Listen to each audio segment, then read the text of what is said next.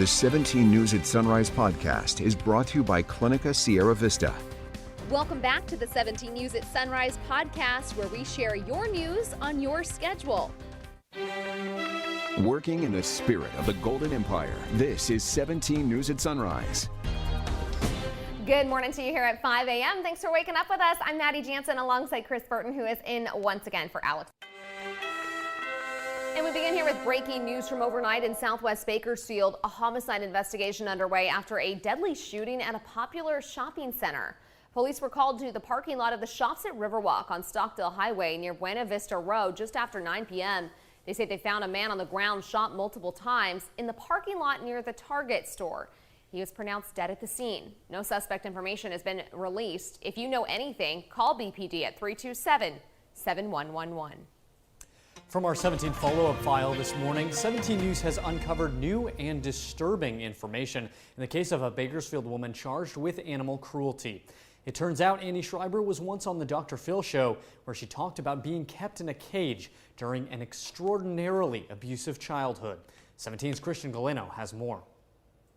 Most of what I know is from court documents. I read that Shauna put insulin in my milk. Shauna would put insulin in the bottle. A true horror story. Locked in cages, fed coins, and insulin-laced milk. That's what Annie Schreiber details in a 2019 episode of the Dr. Phil show. A much younger Schreiber seeking answers from her mother, who suffered from Munchausen syndrome, a disorder where someone pretends to be sick so someone can care for them. In this case, it's certainly clear that there was a problem. Tom. Yes. Dr. Corey. Dr. Corey, nice to meet you. Clinical psychologist Dr. Corey Gonzalez has worked with several cases of animal hoarding in past television shows with the Animal Planet. These children were used for the mom's needs of being in this role, getting them sick and, getting a secondary gain. Dr. Gonzalez believes the trauma that Annie Schreiber faced in her childhood could be the reason for the out-of-control animal hoarding. They look to the animals for this need, and it obviously can be a very destructive situation. An investigation that began after a complaint of foul odor. Police found 10 dead dogs in cages and bags at a Bakersfield home, and another dead dog, a German Shepherd, at another residence, according to newly released court filings. I understand the allegations, they involve issues of neglect.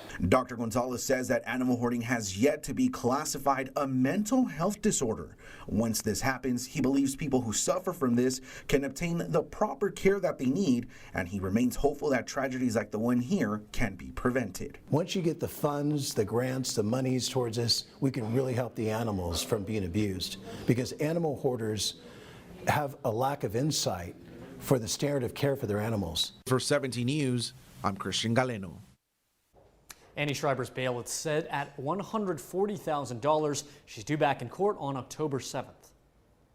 Your time now is 5:05. An update now on a story we've been following for several months. The case of fentanyl pill found on a Del Taco burrito has officially gone cold. Back on June 25th, the Bakersfield family got food from Del Taco on Merle Haggard Drive. When they got home, the father says his 9-year-old daughter discovered the pill stuck to the outside of a burrito. The pill was submitted to a crime lab for testing, where it was confirmed as fentanyl. The Kern County Sheriff's Office yesterday released a statement on the case, saying detectives have exhausted all leads. Deputies say there is not enough evidence to make any arrests, but stressing again that the pill, they say, did not come from Del Taco or any of its employees. 5:05 your time now. Testimony began yesterday in a sexual misconduct case against a former KCSO deputy. Michael Clark was arrested in October 2019 when a woman came forward saying he forced himself on her, kissing and groping her after offering her a ride home in his patrol vehicle. 3 other women also reported encounters with Clark that made them uncomfortable. His attorney suggested through cross-examination that Clark simply flirted and made passes at the women, noting one of them gave Clark her number. Clark is charged with multiple felonies in 2 cases. Wildlife at both Park at Riverwalk and Truxtun Lake are dying off as a result of the statewide mega drought, and saving turtles from these lakes is becoming a priority in the community. I think some people are really concerned, and they take turtles and relocate them and that sort of thing. Most of the turtles in the river and lakes are actually pet store turtles, according to Bring Back the Kern. They'll dig under the mud when the water recedes to stay cool, but this can lead to their death. Local officials say they're working with an environmental group to come up with the best plan to save the wildlife. And the phasing out of gas-powered cars in California is about to hit the fast lane. The Sacramento Bee reporting that California's Air Resources Board is expected to approve sweeping new regulations later today that would require 35% of new cars sold in the state to be electric vehicles by 2026 and 100% by 2035. Those regulations would completely end the sale of new gasoline or diesel cars in California in just 13 years. The ruling, however, would not prevent motorists who already own gas-powered vehicles from continuing to drive them. Facebook and Twitter cracked down on a series of campaigns designed to influence and spread pro-U.S. sentiments across the world. Facebook and Twitter suspended the related accounts, but other platforms, including Telegram and VK, have yet to do so. YouTube suspended at least some accounts tied to the campaigns. It's unclear who is behind the campaigns, but a report jointly published by Stanford University and social media analytics company Graphica found hundreds of fake accounts. The accounts, which had operated since 2017, spread pro-U.S. views on current events to users in the Middle East and Central Asia. Facebook determined that the account activity originated in the U.S., and Twitter found activity in the U.S. and United Kingdom. The campaigns frequently shared articles from Western-sponsored news outlets such as Voices of America and Radio Free Europe and British Broadcasting Corporation. However, researchers found no evidence that the pro-U.S. efforts were successful. Most accounts received little, if any, traction with users. 5:25 your time now, and here at home, Green Lawn Funeral Homes held a ribbon-cutting ceremony yesterday for its new chapel in Southwest Bakersfield.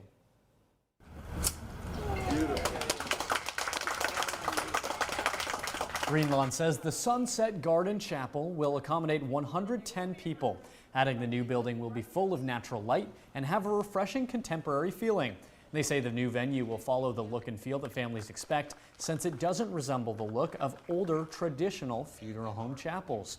The multi-use service chapel is unique in its ability to open a wall to Green Lawn's cremation center. Education news this morning: President Biden is forgiving billions in student loan debt. The president announced his decision yesterday, and the move is dividing Americans and members of Congress.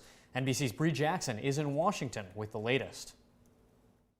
Made 12 years of public education. President Biden fulfilling a campaign promise to cancel portions of student loan debt. Provide more breathing room for people so they have less burden by student debt. The federal government will forgive up to $10,000 for people making less than $125,000 a year. Pell Grant recipients can receive $20,000 in loan forgiveness. And the pause on federal student loan payments will extend through the end of this year. This is about helping America's working class, America's middle class, and really targeting that relief, most relief, to those who need it most. I'm sure the people who will benefit from it will love it.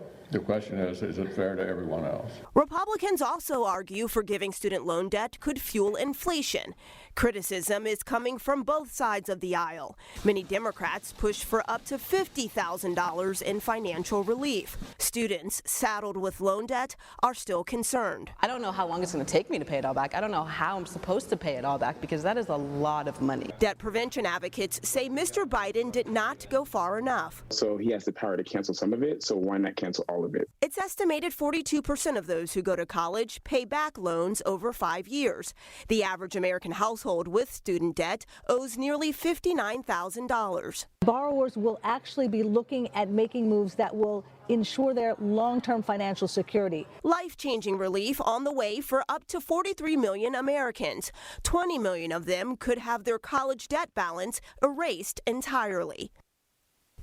In order to receive student loan relief, most who qualify will need to fill out an application with the Education Department. The administration says it will make those forms available in the coming weeks. In Washington, I'm Bree Jackson for NBC News. Mixed reaction this morning to the announcement by President Biden about canceling some student loan debt.